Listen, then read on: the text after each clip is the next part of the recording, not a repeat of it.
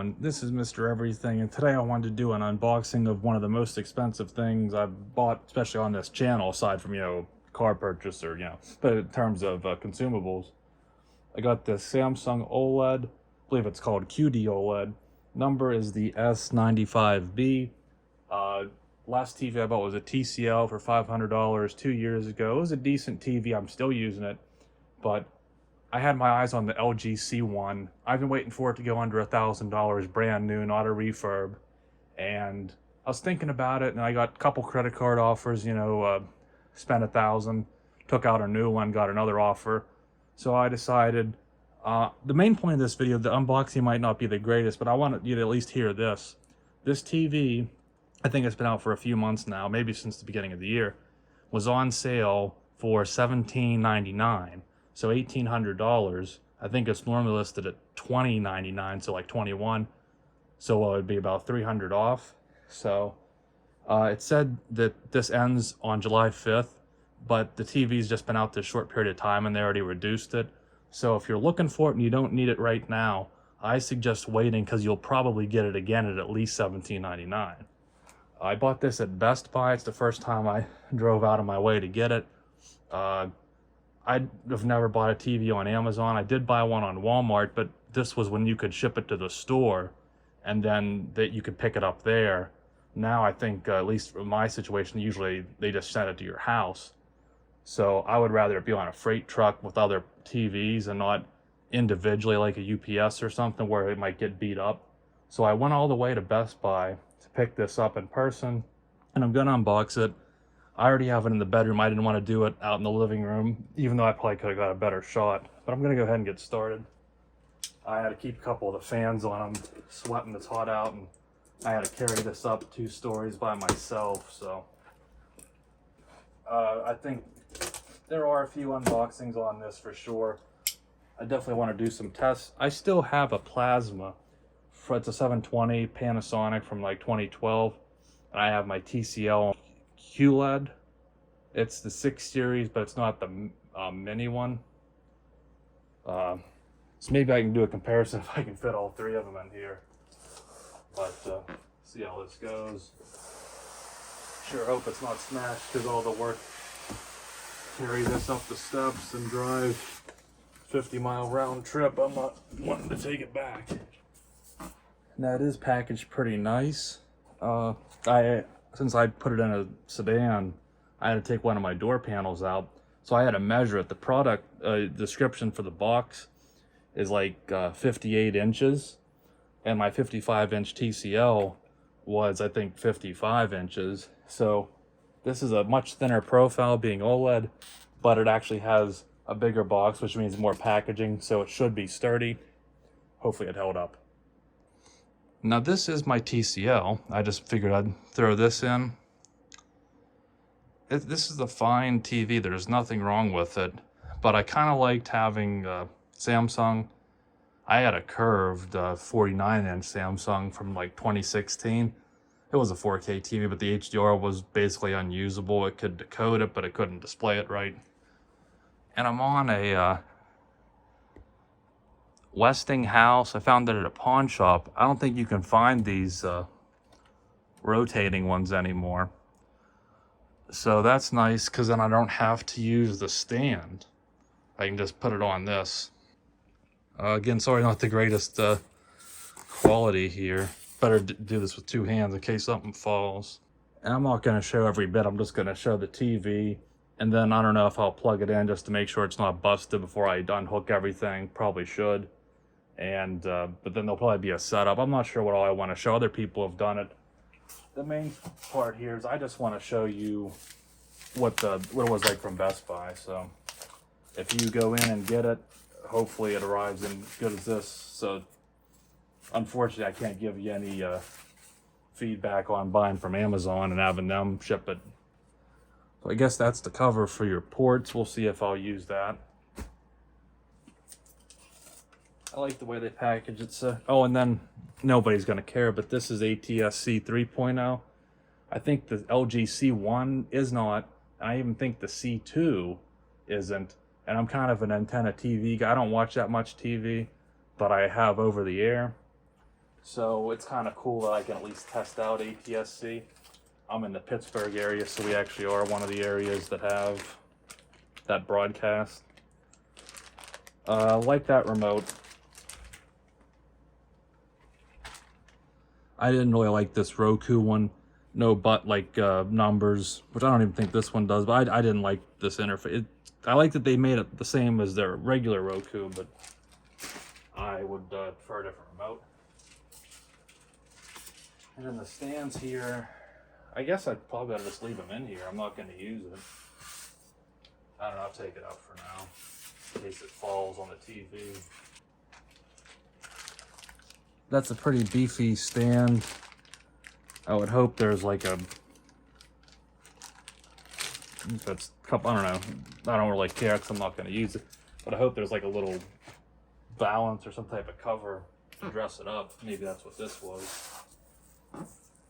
Yeah, probably. That's probably the cover because that didn't look too good. But that again, boy, that's thin.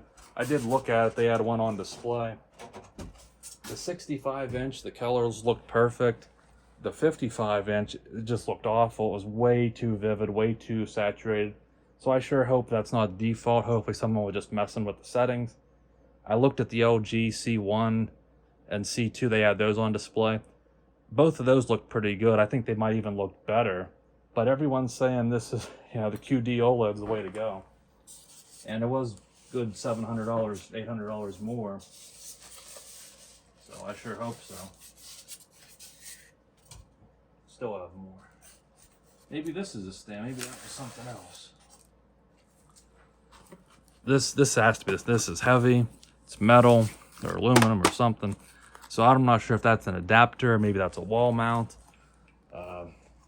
Again, I'm not going into specs. I just want to show what the TV comes out like. And I think the best part was just so at least for now, TV's $17.99 instead of over $2. Not sure if I want to lay it down or I think I'll just prop it up against this love seat. But I am going to peel back this because I don't want this to slip and then I drop it. And I want to try and grab it low and not grab it by the screen, but grab it by the, I don't really see an easy way to grab this out of here because the,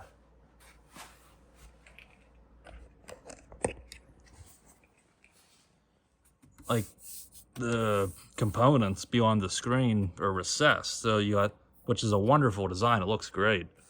But I really don't want to have to pick it up by this. So I'm going to do this off camera. I'm sure there's the pros that get them frequently have a way to do this, but if I can get it out without breaking it in case. So I got it out of the box and I'm a one-man show here. So what I did, the instructions show 2 people. So if you're doing it by yourself, I came around back, there were those holes. I grabbed it toward the bottom, not the whole way down, lifted this side out of the styrofoam, was able to reach around with my other arm, prop it up here, hold it, then reach down this way and pull this part out.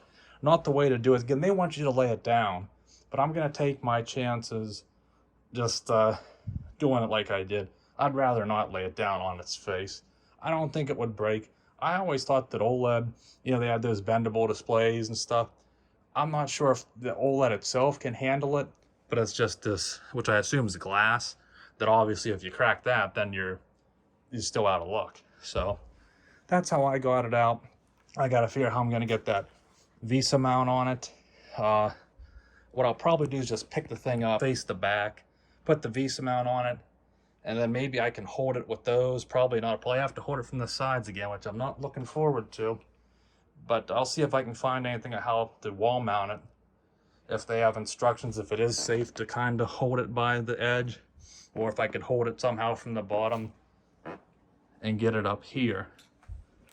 So the next thing I'm going to do is plug it in, probably get an Apple TV or something hooked up, make sure the screen's good, hopefully it is, and then maybe do an update on how I get the VESA mount on it, and then swap TVs. And got a long way ahead, but as long as it works, that's what I'm looking for. So the first thing I've decided to do was just hook it up, and it's running. Doesn't look to me like there's anything messed up in the screen. I'll look over a little quicker to make sure there's no dead pixels, but next thing I gotta do is flip it around, get that VESA mount on, and obviously take off the old TV. But so I'll go from there. I wanted to come back with one more update. This is the hardest part, since it's really not designed. I mean, it will work with one of these mounts, but Samsung provides you with, you know, their stand. That's how I guess the easy way to do it. These take M8. Let me see. So it's M8 and then 125 millimeters or 1.25 centimeters. And this, I think, is made for M6. I think I had this problem years ago with a Panasonic plasma because it took M8 bolts. And I had a few filed out because I already marked where I had that one. And I was able, it's kind of hard to get everything in there, and they did need these little spacers. And luckily I had some from a TV stand kit, a universal one I bought years ago. So it's not the ideal way to do this TV, but if you're gonna do a wall mount, then I have to set the angle on this, probably hang it up and take it back off a bunch of times and really hope I don't break it. It's a little bit thicker here, so I'm gonna see if I can try and pick it closer to the bottom, because I don't really see any easy way to grab this TV aside from the bottom and kind of here, but I'd rather just pick it from the bottom. So I'm gonna try, but I don't want to risk tipping it and flipping it, you know, dropping it. So I might have to go from the side. I don't know yet, because you can't really hold it from this and get it on the stand. But this was the hardest part. If you're gonna wall mount it, that's how I'm gonna do it. And I really hope when I get it up there, it looks good, because I really don't want to adjust this. So after much anger and frustration, I finally got this set up. Unfortunately, it sits a lot higher. I would like at least 2 inches lower, maybe a little bit more, maybe even 3. I didn't want it right on top of that 360, and now I'll actually be able to fit my Series X there. But that's pretty disappointing. It's because the you know, your VESA mounts are down here, because the rest of that's like that. Just because of how thin it is up here, they're just mounting it with that rest of the larger part of the device. So that's kind of disappointing, but I'll probably get used to it. I can maybe either get a different couch that sits a little higher. I mean, I really don't want to redo my whole TV stand, but maybe I'll just get used to it. But setting it up, and I'll be back. So this is the next day. I have the TV set up. It sits a little higher than I'd like, but I don't know if you can see like the top. I put my Series X there, so I kind of would rather have that up top. As you know, it's such a tall device. It's a little higher than I'd like. It's just the nature of how this is mounted, because the VESA mounts are at the bottom. The picture quality, that's the thing, that it is really good. But I gotta say, I don't like the speakers. They're way too bassy, especially in an apartment. I mean, the EQ didn't seem to do anything. And if I buy a sound bar, that probably would have even more bass. So I'm thinking maybe this has an audio out. Maybe I'll try computer speakers or something. So I can, if I want bass, I'll just listen through headphones and crank up the bass. I really don't like it especially with commercials, because they have all their little jingles that have too much bass. And the interface is quite a bit different than what I'm used to. So I did make it, I guess you can get to the settings with the 1, 2, 3 button. And once you get it set up, though, you don't really have to be bouncing in and out of the settings once you find something you like. So this is a little weird, and I had a 2016 Samsung, and maybe I'll talk about more of this stuff in a review, but I don't like how it doesn't seem like there's any easy way to change your input. Like, you have to go here, then you go down here, and then you have your HDMI, like your source list. Or, it's overexposed. It's kind of finicky to get in and out of that. Or you can go to your game up here. Or it splits it to media down here, and that's where I can get the live TV or back to the Apple TV. So I don't know, I have to do some more research, see how Samsung TVs have changed, and if anyone has any tips on that. But I'm really happy with the picture quality, not so happy with the speakers, and definitely going to be a learning curve to the OS. There's a little too many smart features. Maybe I'll just disconnect it from Wi-Fi and see what happens, because again, I do all my stuff through my Apple TV, so I really don't need a smart function in the TV. But again, the picture quality here is amazing. I'm just going to leave it on this. I don't want to get copyrighted. And yes, I still do have the screen on the little plastic cover. I just want to make sure I got all my HDMI cords and everything tucked away before I smudge it or bump anything on the screen. So I'll leave it here. I might come back. I don't think I need to talk too much about the picture. I'll leave that to the experts, and it does look amazing. I might have some tweaks or some pros and cons to everything else, as far as how the operating system and the intuitiveness or lack thereof with the remote and everything. But I gotta sit back and enjoy it for a while before I get a little more informed on it. So hopefully this was helpful. Tried to cover the whole unboxing setup and how I mounted it and the end result. So thanks for watching, and you'll see me in the next one. Have a good one.